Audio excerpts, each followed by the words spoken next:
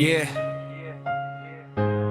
para ni sa tanan estudyante, working student, anak sa single parent, isag lisod, padayon gihapon. Yeah, yeah.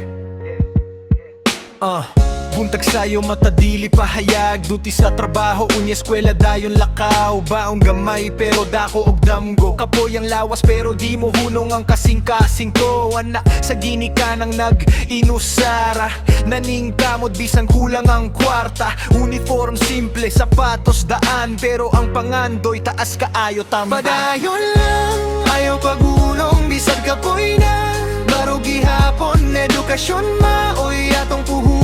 Para sa kaugmaon, para sa pamilya at ginikinan. Padayon lang, ayaw paghulaw, dili ikaulaw ang kakulang sa kwarta. Basta naning kamot, naipangdulungan ang kalisod karon mahimong kalampusan. Sa classroom tulogon na ang mata, kay gabi ipatrabaho sa tindahan o karinderya. Pero notes gihapon sulat sa papel, kay kabalo siya ang diploma. Maoy ticket paingon sa vera level, gibuli minsan kay simple ra, pero mas kusog ang iyang paglaong kaysa sa ilang katawa. Kay kabalo siya unsa iyang tuyo, makahuman sa eskwela mausab ang kahimtang sa kinabuhi. Padayon lang, ayaw pagunong, bisag kapoy na baro gihapon, edukasyon maoy atong puhunan. Para sa kaugmaon, para sa pamilya at ginikinan. Padayon lang, ayaw pagulaw, dili ikaulaw ang kakulang sa kwarta. Basta naning kamot, naipagdulungan ang kalisod karon mahimong kalampusan. Sa tanang working student nga nagpaning kamot, sa anak sa single parent nga way kahadlok. Sa kabus pero dako pangandoy, inyong kahago karon. Padayon lang,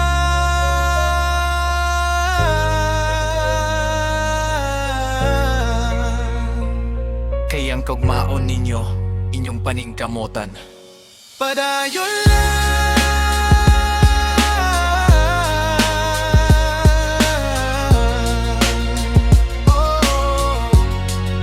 inyong paningkamutan.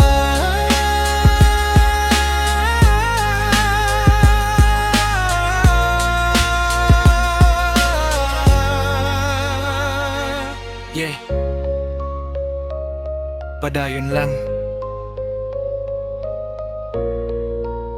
kayang kaugmaon ninyo, inyong paningkamutan.